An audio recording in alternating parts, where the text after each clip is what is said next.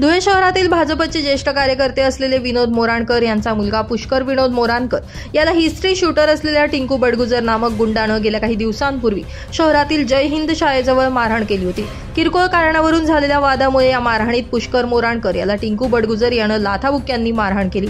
या मारहाणीत तो जखमी झाला होता। या प्रकरणी देवपूर पोलीस ठाण्यात तक्रार देखील करण्यात आली।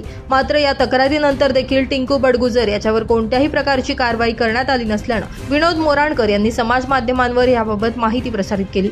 दरम्यान याचीच दखल घेत पोलिसांनी तात्काळ टिंकू बडगुजर याच्यावर गुन्हा दाखल करत त्याला ताब्यात घेतलं होतं। टिंकू बडगुजर याच्या शहराच्या विविध भागातून पोलिसांनी धिंड काढली।